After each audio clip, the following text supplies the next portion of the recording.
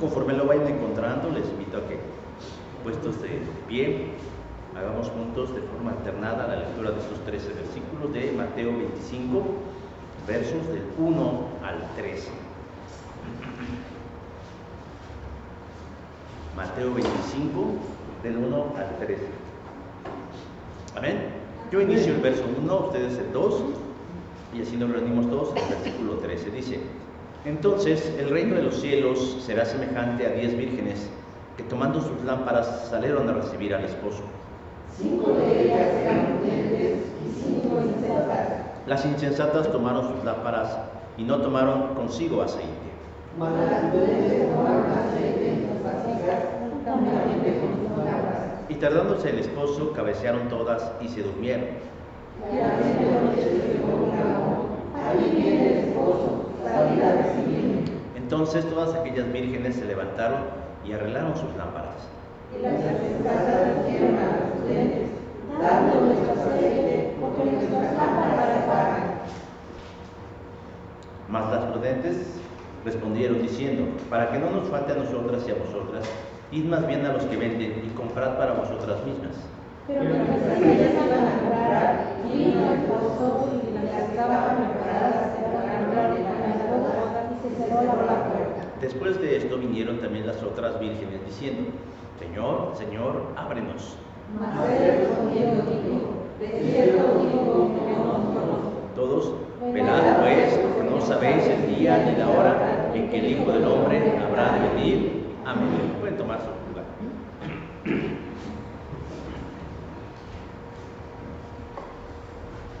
Cantantes populares como Bronco, Julián Álvarez y Espinosa Paz, yo sé que son fans de algunos de ellos, enfrentaron en algún momento de sus carreras musicales batallas legales por recuperar su nombre artístico.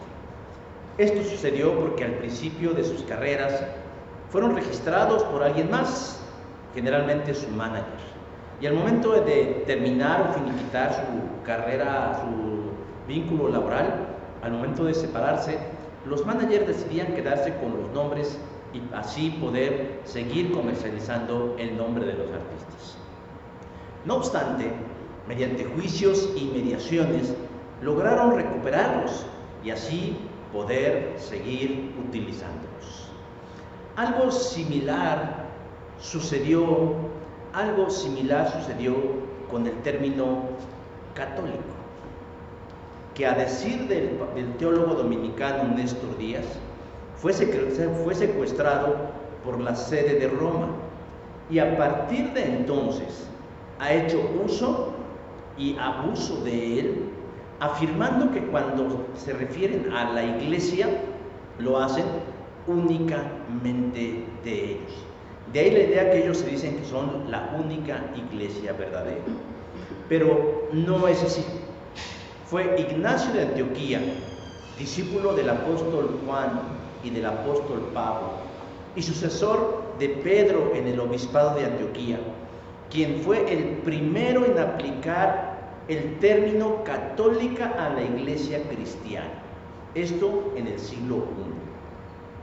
Porque contrario a lo que dice la imaginación de los de Roma, la designación de catolicidad no fue por las razones que ellos creen, ni mucho menos les confiere exclusividad sobre la historia de Cristo, sino que la intención de Ignacio de Antioquía, al denominar a la iglesia cristiana en general como católica, era afirmar que en la iglesia de Jesucristo incluía tanto a gentiles como judíos, porque por un solo espíritu fuimos todos bautizados en un cuerpo, sean judíos o sean griegos. Primera a los Corintios, capítulo 12, versículo 13. Por lo tanto, la iglesia cristiana a lo largo de la historia es católica, es universal y comprende, incluye y vincula a todas las sedes de iglesias en el mundo y a lo largo de la historia. Hago esta precisión y comienzo con esto, porque cuando empezamos a hablar de las festividades de fin de año, sobre todo en el periodo de Adviento, entramos en un debate que es por demás cansado y agobiante acerca de si los cristianos debemos o no participar de estas conmemoraciones. Y lo que sucede es que hay un sector del evangelicalismo que de manera automática, cuando escuchan ciertos términos, los relacionan al romanismo, es decir, a la Iglesia Católica Romana. Pero no es así.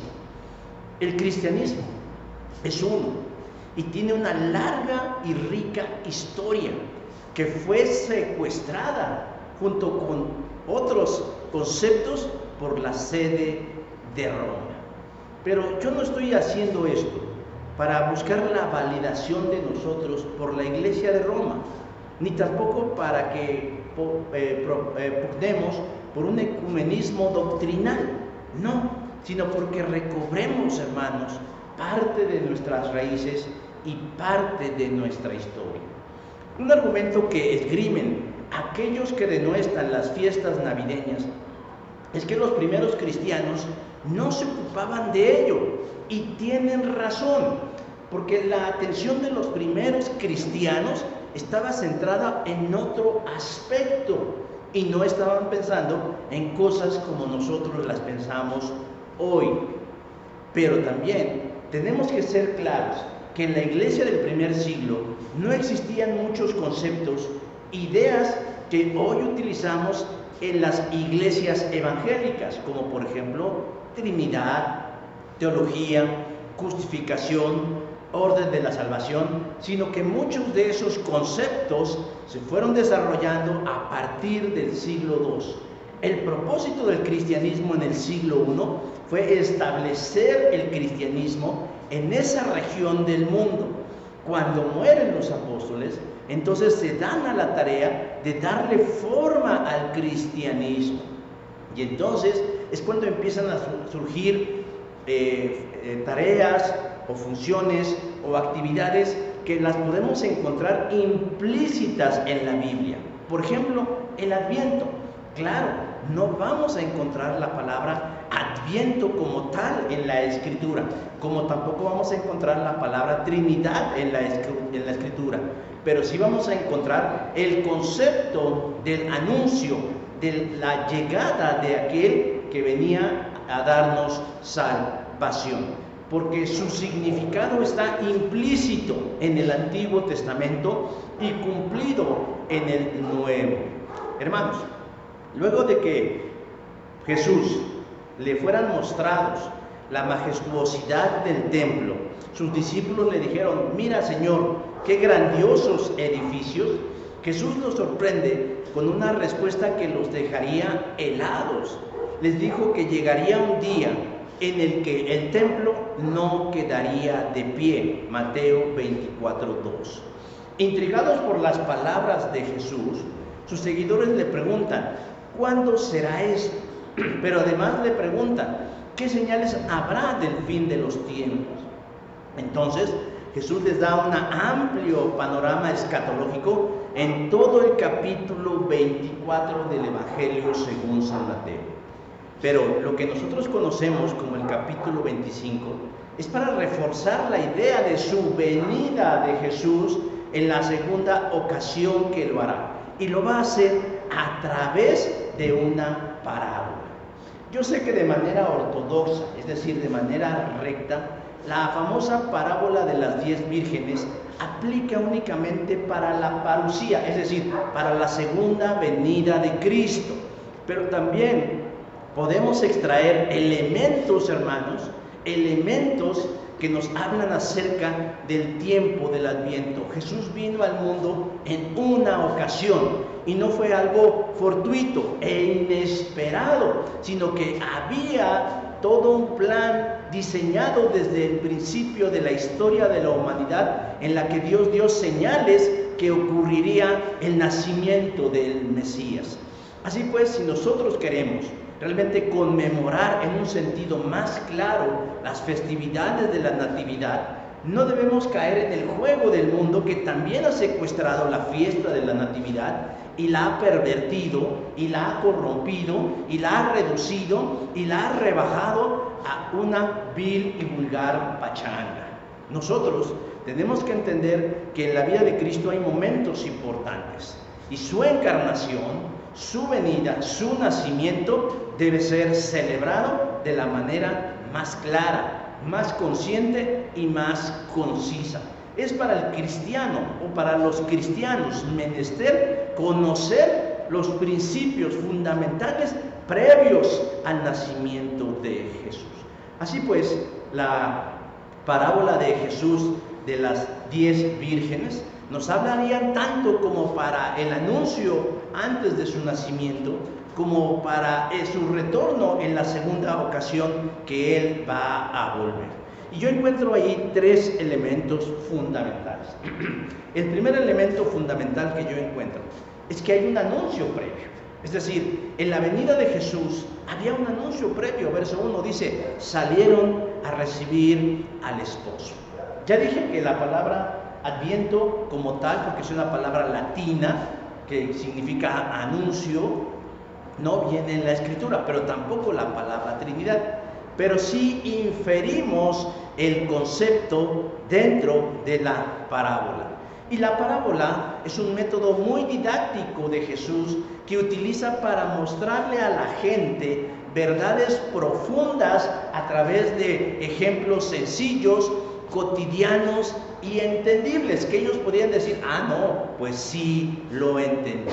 La historia de la parábola comienza en un escenario, el escenario de una fiesta, y es una fiesta particular, es una boda, en donde hay 10 jóvenes mujeres, 10 doncellas o damas de honor, alistándose para fungir como parte de un cortejo, como parte de un séquito, y con sus lámparas o antorchas esperando la llegada del novio. Si nosotros revisamos la versión siriaca de la Biblia, vamos a encontrar que en la parábola nos dice que también esperaban a la novia. La historia comienza en ese escenario, el escenario de una boda, donde 10 mujeres se están preparando. ¿Y por qué se están preparando? Porque alguien les dijo que participarían de una boda. Ellas sabían que iban a participar de la boda y qué papel iban a jugar. Porque, oiga, en cualquier evento importante hay elementos fundamentales que no pueden faltar. Uno es la planificación y otra es la logística, es decir, tener en la cabeza cómo vamos a realizar ese evento.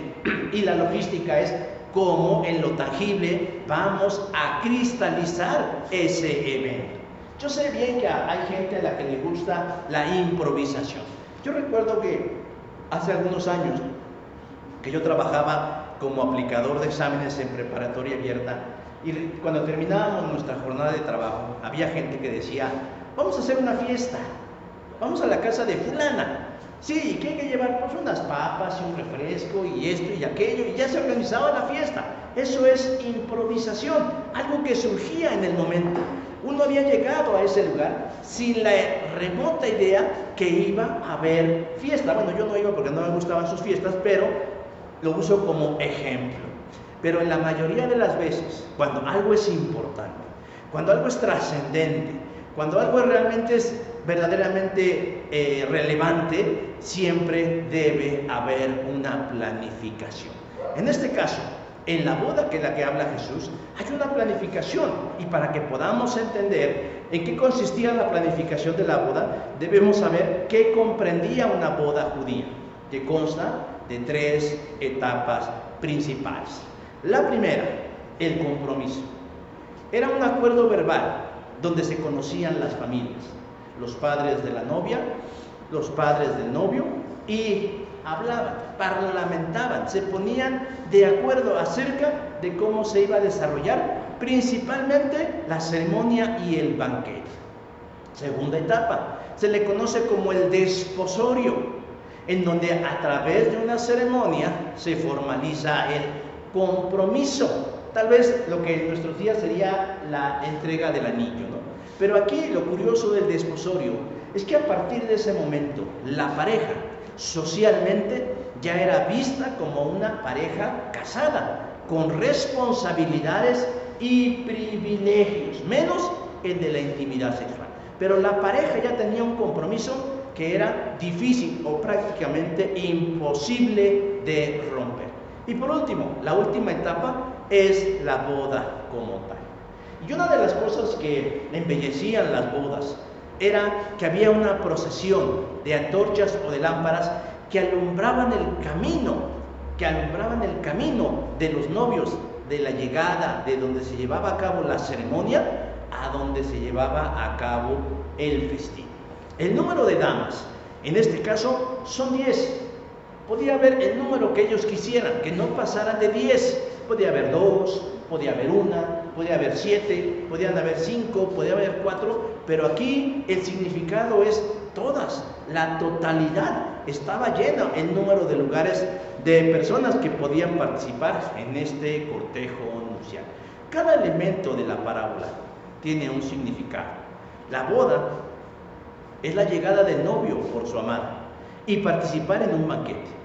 En la simbología del Antiguo Testamento, Dios es el esposo, Isaías 54:4, y la novia, el pueblo de Israel, Jeremías 2:2. Esto aplicaría para la primera venida de Jesús. Eso es lo que representa la primera venida de Jesús.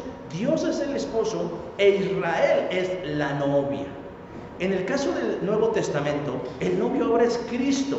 En Mateo 9:15 lo dice así: y la esplendorosa novia es la iglesia. Efesios 5:23. Pero ¿quiénes son las doncellas? ¿Quiénes son las invitadas de honor y a quienes representan ellas?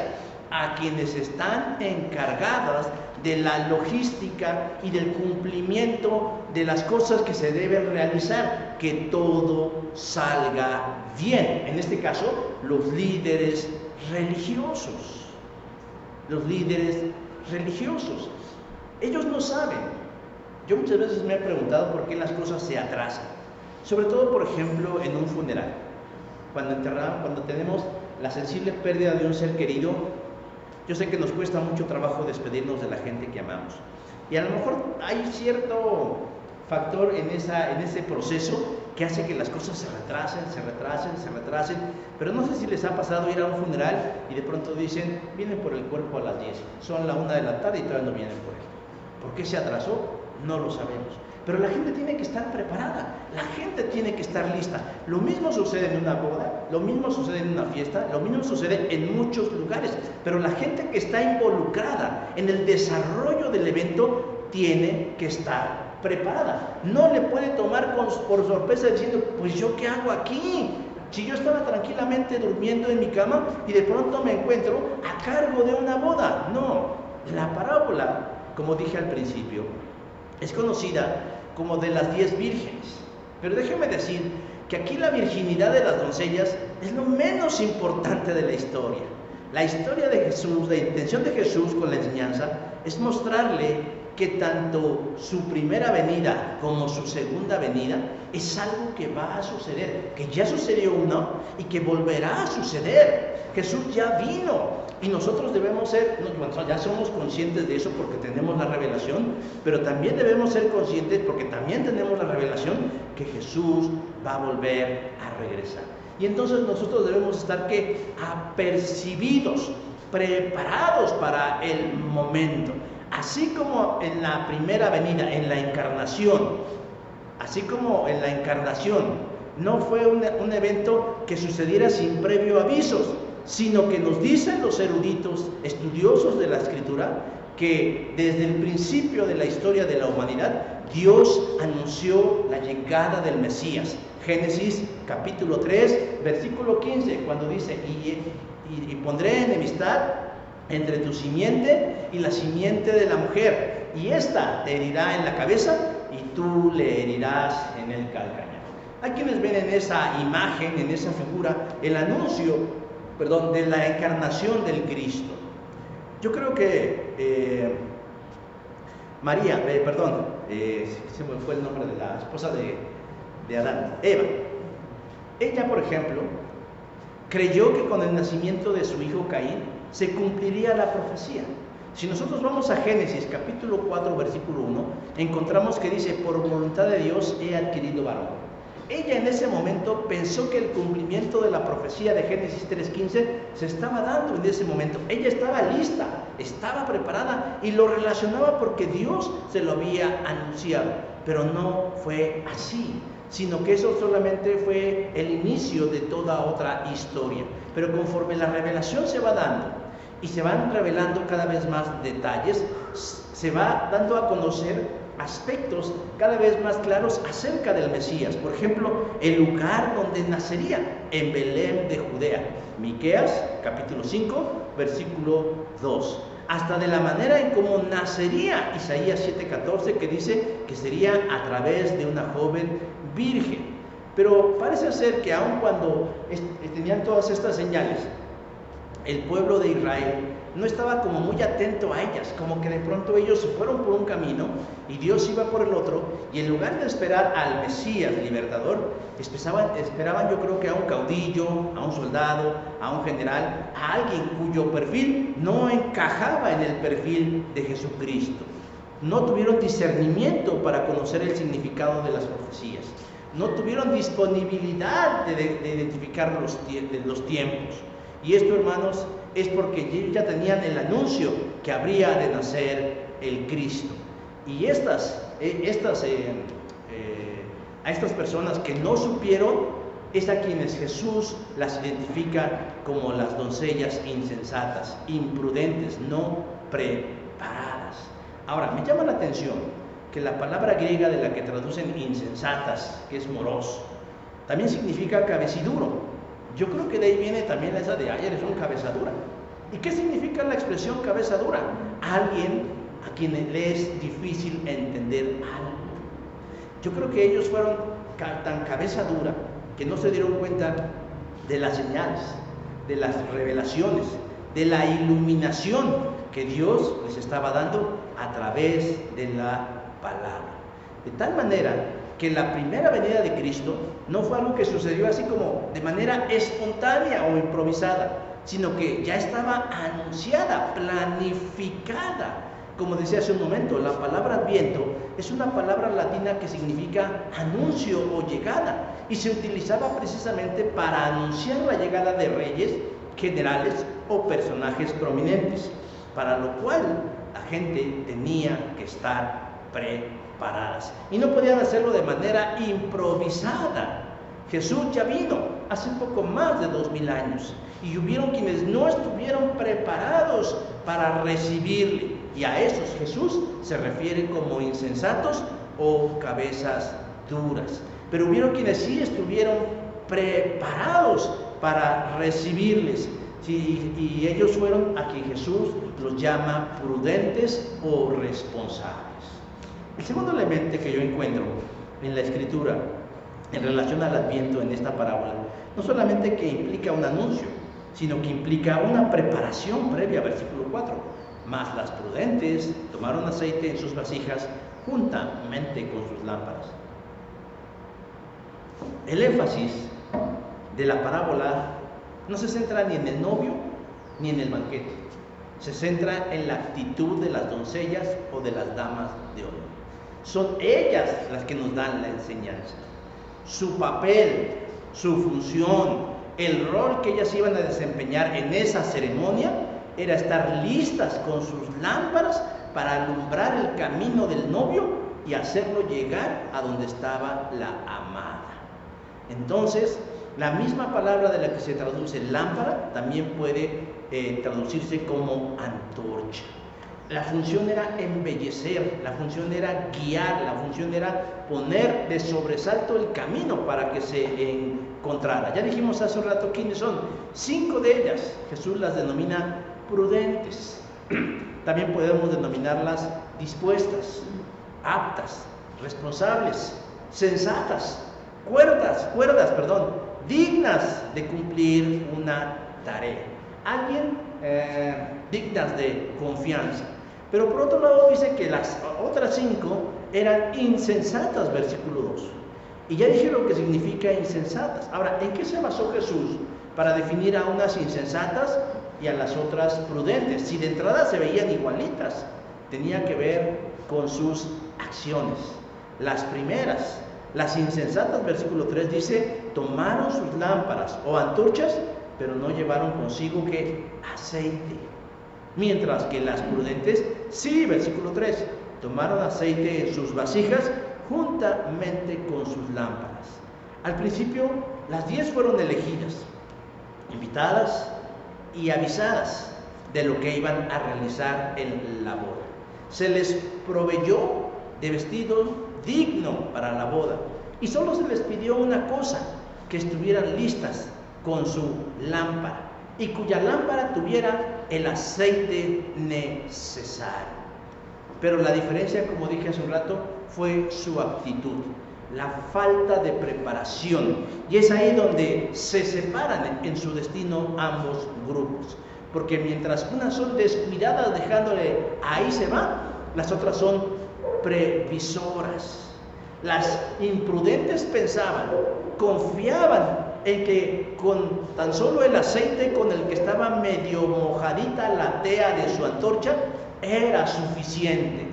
Hay quien dice por ahí que es mejor tenerlo y no necesitarlo, a necesitarlo y no tenerlo. Y ellas fueron imprudentes, porque ellas dijeron, no, pues con esto me alcanza. Yo creo que no sé si el camino era largo, no sé si el tiempo iba a ser muy prolongado, pero ellas dijeron, no, con esto nos alcanza. Pero las previsoras dijeron, no sea que se me acabe, no sea que haga mucho viento, o que haga mucho frío, o que algo incida en mi antorcha, y entonces yo necesite de más aceite, y por lo tanto se hicieron de más aceite. ¿Qué simboliza el aceite en la antigüedad? En la antigüedad el aceite representaba el Espíritu de Dios, y de alguna forma lo representa aquí en la parábola. Estaban algunos llenos del Espíritu y otros simplemente prescindieron del Espíritu en los asuntos importantes. Las vírgenes, doncellas o damas de compañía, las insensatas, representaban a los líderes religiosos de Judea, porque ellos, que eran los designados para transmitir la verdad en la primera venida del Mesías, o sea, si nosotros hubiéramos estado en ese tiempo y quisiéramos conocer más acerca de la venida del Cristo, ¿a quién le preguntaríamos? ¿A un pescador?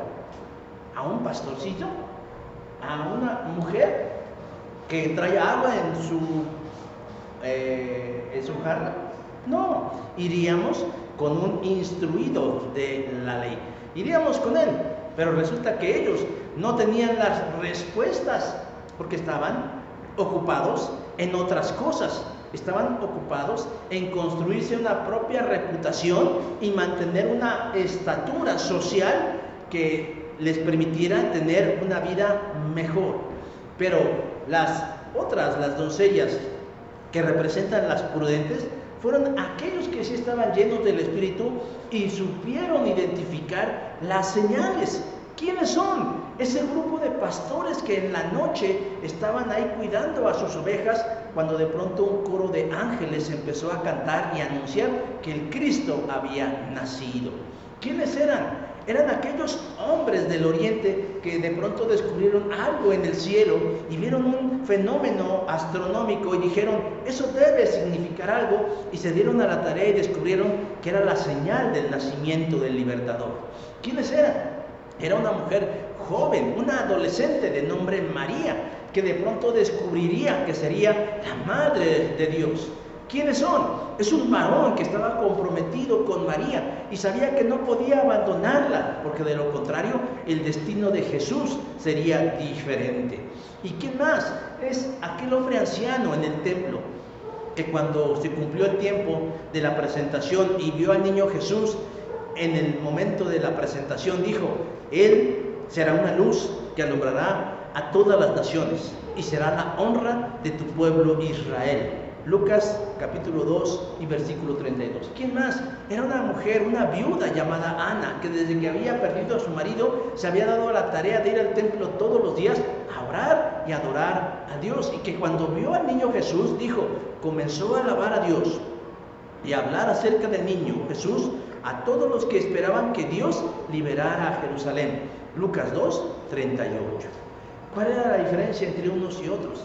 La presencia del aceite, la preparación en su mente y en su corazón. Los líderes religiosos descansaban en su propia prudencia, eran descuidados en su relación con el Espíritu de Cristo, mientras que los otros, neófitos y modestos, estaban más preparados con una fe firme y constante y que Dios les permitiría ver al Mesías. Ahora, ¿esto qué tiene que ver con nosotros? Nosotros conmemoramos cada año el nacimiento de Jesús. ¿Y cómo lo vamos a conmemorar? ¿De manera insensata o de manera prudente? Si lo queremos hacer de manera insensata, dejémonos llevar como el mundo lo hace, como una vulgar pachanga. Pero si queremos hacerlo como Dios quiere, tenemos que hacerlo en el plano espiritual. Porque la fiesta de la Natividad es primordialmente espiritual, al igual que el Viernes Santo y que el Domingo de Resurrección. Y si espiritual no significa que no sean reales, sino que tienen un valor profundo y trascendental. Cuando se instauró en el siglo IV o en el siglo V la fiesta de la Natividad y había periodos de Adviento, la gente, previo a eso, hacía una serie de funciones o de tareas, como que leían porciones de la Biblia alusivas al nacimiento de Cristo, oraban agradeciendo al Señor por la venida del Cristo, ayunaban agradeciendo al Señor por la liberación en el Cristo, de tal manera que ellos preparaban su mente, preparaban su carne, preparaban su espíritu, para que cuando llegara la fiesta de la Natividad, ellos pudieran tener un festejo, una conmemoración que trascendiera más allá de sus sentidos. Jesús va a regresar por segunda ocasión y la parábola apunta a que debemos seguir el modelo de las damas responsables. Tomemos nuestras previsiones y no nos hagamos los sorprendidos como de, ay, yo no sabía que iba a regresar el Señor Jesús, sino que seamos contados como prudentes y dignos de su confianza. Y por último, el último elemento que yo veo acerca del Adviento en la parábola tiene que ver con que implica un anuncio, implica una preparación, pero implica un resultado. Versículo 10 dice, las que estaban preparadas entraron con él a las bodas. Las 10 damas estaban esperando la llegada del novio para entrar al banquete y alumbrarle su camino. Decía yo, así a simple vista, uno veía a 10 mujeres debidamente ataviadas y arregladas, cada una con su lámpara y su antorcha esperando. Ya sabemos que 5 de ellas fueron insensatas, porque no se proveyeron de aceite extra por si lo necesitaban. Y 5 de ellas sí. Pero de pronto dice que el tiempo empezó a transcurrir, y en el verso 5 dice, y tardándose el esposo, cabecearon todas y se durmieron. O sea, hubo algo que alteró la dinámica y se quedaron dormidas porque el novio tardó en llegar. Iba a llegar, pero no sabían cuándo. Y las 10 fueron vencidas por el cansancio y el sueño y se durmieron. Pero por allá de la medianoche se escuchó el clamor de alguien que anunciaba la llegada del esposo. Aquí viene el esposo, salid a recibirle, versículo 6. Y entonces ellas se levantaron y decían, ay, a desarrugarse el vestido, a arreglarse la ropa, el peinado, y de pronto, y a mirar que tuvieran ahí su antorcha o su lámpara. Y es entonces cuando las 5 imprudentes caen de cuenta que el aceite que tenían no les iba a alcanzar para cumplir la tarea para la cual habían sido llamadas. Yo no sé si por el tiempo que se tardó en llegar el novio, no sé si por las condiciones climáticas, pero a lo mejor sintieron que sus lámparas ya estaban con muy poquito aceite. A lo mejor si eran una antorcha, el material ya estaba prácticamente seco. Pero en ese momento ellas caen de cuenta, toman conciencia y entonces piden piden un acto de sororidad. ¿Sí saben qué significa la palabra sororidad? ¿Sí la han escuchado? Lo dicen mucho las feministas, dicen, es que debemos tener sororidad, o sea, apoyarnos entre las mujeres. Claro, siempre y cuando esas mujeres sean como ellas. Lo curioso del caso, y esto es como un paréntesis cultural, la palabra o el concepto sororidad es un concepto católico romano que se utiliza entre las monjas. La ayuda entre las monjas es un acto de sororidad. Y curiosamente las feministas tienen muy poco de monjas y muy poco de religiosas, pero ven cómo les gusta secuestrar los conceptos, las palabras y los nombres y hacerse los suyos. Bueno, aquí, aplicando un anacronismo, decíamos que estas pidieron un acto de sororidad. Somos 10, ¿no? Compártanos de su aceite para que todo salga bien, versículo 8. Pero, en un acto de sensatez, porque por eso eran sensatas, ellas le dicen, no. Y no porque fueran malas personas, sino precisamente porque eran prudentes. Sabían que no podían darles más aceite porque entonces iban a quedar no 5 fuera, o 5 no iban a cumplir, sino las 10. Pero les dan un consejo, dice, id más bien a los que venden y comprad para vosotras mismas, versículo 9. Iban a encontrar abierto el expendio donde vendían el aceite. Lo más probable es que no, a menos que fuera un Oxxo, ¿verdad?, donde venden aceite a altas horas de la noche, o una farmacia del ahorro, o algo así. Pero aún así, con todo, ellas hicieron caso del consejo y se van a comprar el aceite que les hace falta. En eso llega el esposo y las 5 que estaban al pendiente, listas, preparadas, en la raya ahí, dice, entraron con él a las bodas y se cerró la puerta.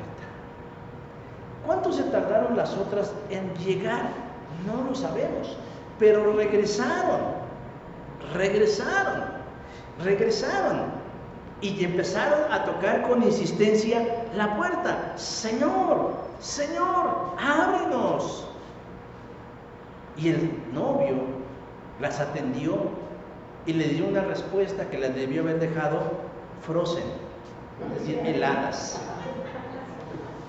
De cierto os digo que no os conozco. Versículo 2. O sea, les negó la entrada. ¿Por qué? Porque no estuvieron listas. En la mentalidad de un mexicano, esto nos parece injusto. ¿Qué le quitaba? ¿A poco no dicen así el mexicano? Así dice. De pronto usted abre la puerta de su casa y ya ve usted ahí un puesto ahí de garnachas y le empiezan a decir, quítese porque está usted invadiendo espacio público. Y la gente dice, ¿y usted qué le quita? Pues mi espacio. ¿Qué sienten los hermanos que abren la ventana de su casa y ven unos haitianos bañándose? El mexicano diría, pues ¿qué te quita? Claro, lo dice al que no le toca tenerlo allí, ¿verdad? Le toca al que vive en otro lado. O sea, para nosotros este es un choque muy fuerte. Cuando se trata de hacer justicia es un asunto muy choqueante para nosotros, porque nosotros podríamos objetar en nuestra reflexión y decir, pues ¿por qué no las dejó entrar? Ya total, ¿qué tanto es tantito?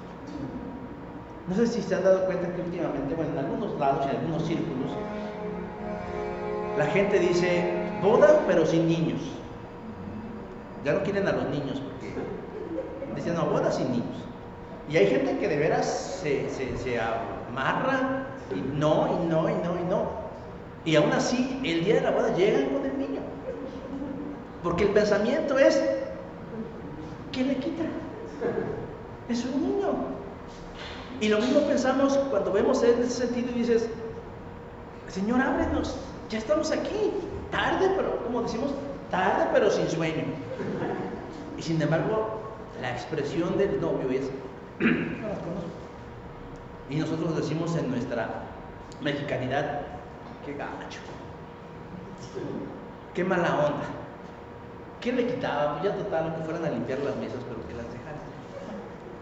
En ese asunto, mis hermanos, nosotros tenemos que hacer un enorme ajuste en nuestra cabecita, porque realmente el Señor hizo justicia, así es. ¿Cuál fue el resultado? Las que estuvieron a tiempo y preparadas pudieron entrar al banquete y disfrutar del banquete. ¿Y las que no? Pues no. Se quedaron con un palmo de narices. A mí nunca me ha pasado. Y espero que nunca a nadie le pase. Haberse alistado para algo y por alguna razón le cerraron la puerta. Ya sé que sea un paseo de parte de la escuela y le dijeron, tú no vas. O ya sé de pronto que alguien los invitó a salir y de pronto dijeron a la mera hora, no, pues siempre ya no voy a ir. Y uno hasta se descostró. Uno se echó a remojar, se descostró uno re bien. Y de pronto le dicen, no, pues ya no.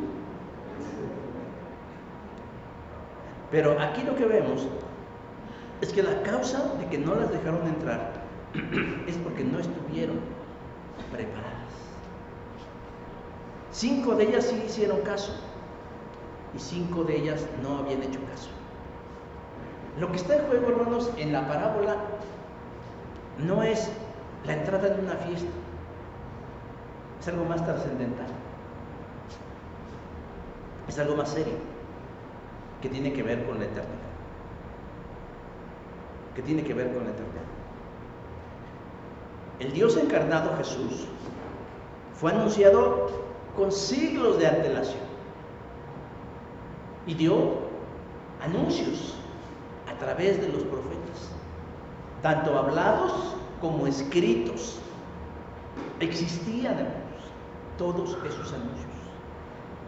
Y hubieron quienes lo mantuvieron en su corazón y lo transmitieron a la siguiente generación. Y hubieron quienes se olvidaron de él. Y cuando en verdad llegó, simplemente los agarró comiendo moscas. ¿Y qué pasó? No fueron partícipes del reino de Dios, de ver el ministerio de Cristo. Porque si nosotros leemos los evangelios nos vamos a dar cuenta de algo. Quienes más mal la pasaron en el ministerio de Jesús fueron precisamente aquellos que debieron haberla pasado mejor. Los fariseos, los saduceos, el sumo sacerdote, los escribas, los ancianos, esa gente que se había dedicado de tiempo completo al estudio de la Escritura, a una vida de piedad, a una vida de fe, y fueron quienes más mal la pasaron. Es más, decían que odiaban a Jesús. Y tan es así que sirvieron de instrumento para que los romanos les concedieran la pena de muerte para Cristo. Y decimos, ¿y por qué? Porque no estaban bien preparados. ¿Y quiénes la pasaron mejor? Pues aquellos que sí estaban listos, aquellos que tenían un corazón dispuesto, aquellos que tenían un corazón sincero, aquellos que en verdad querían encontrar una respuesta y una salida, una guía para sus vidas. Y ellos disfrutaron mucho el ministerio de Cristo. Hermanos, en la fiesta de la Natividad, si nosotros no nos preparamos espiritualmente, ¿sabe? A mucha gente no le gusta la Navidad. Que porque es muy triste, que nos acordamos de los que ya no están, que como no abren la puerta del cielo para que baje mi abuelita y entonces podamos pasar una Navidad juntos. Y entonces empezamos ahí a sentirnos, ¿no? Entonces, como me niego a eso, la pasamos muy mal. Hay gente que la pasa muy mal. Se fastidian, se enojan, se incomodan, es más, desearían que no sucediera, si se la pudieran brincar, etcétera, etcétera. ¿Pero saben por qué la gente se siente así? Porque la gente no estaba preparada. La gente piensa que es una fiesta como el 15 de septiembre. La gente piensa que es como la llegada de la primavera. La gente piensa que es como cualquier otra fiesta del mundo. Pero no es así. Es una fiesta, hermanos. Porque por primera vez en la historia de la humanidad, Dios se hizo carne y habitó entre nosotros. Y eso, hermanos, es una razón de gran gozo. Y lo mismo sucederá en el futuro. Hay gente, aún dentro de las iglesias, que no anhelan la parucía de Cristo, es decir, el regreso de Jesús. Yo en algún momento de mi andar cristiano, hace muchos años, yo decía, no, yo no quiero que todavía venga Cristo, que me dé chancecito. Pero créanlo que en esta etapa de mi vida yo digo, sí, ya que regreses. Y no lo hago en un sentido de decepción de que el mundo ya es, no, porque debe ser lo más maravilloso encontrarnos con el Señor Jesús. No debemos tener temor. Pero ¿qué debe suceder? debemos estar preparados. Y para eso, hermanos, no es algo que se me ocurrió hoy. No, ya hay un anuncio. Así como se anunció que Jesús nacería en Belén de Judea a través de una mujer virgen, así también se ha anunciado que Jesús volverá y vendrá por los suyos. Y para eso no debemos perderlo de vista ni del corazón. Debemos mantenerlo allí. ¿Saben por qué yo no soy dispensacionalista? ¿Saben por qué yo no creo en el milenio, ni en el arrebatamiento, ni nada de la tribulación? Porque en la dinámica de ellos Jesús va a venir otras 2 veces. Y no, Jesús no va a venir otra vez más. O sea, Jesús, según en el dispensacionalismo, Jesús va a venir y se va a instalar 1000 años y luego se va a ir y va a regresar al juicio. Eso es absurdo. La Escritura no dice eso. Y es que no sabemos entender las señales y debemos estar preparados. El propósito de la parábola, hermanos, es estar alertas. Es estar alertas a los anuncios de Dios. Primeramente, que según como nos lo marca nuestro calendario, próxima está la fiesta de la Natividad. Y que como pueblo cristiano debemos conmemorarla en la naturaleza que le compete espiritual.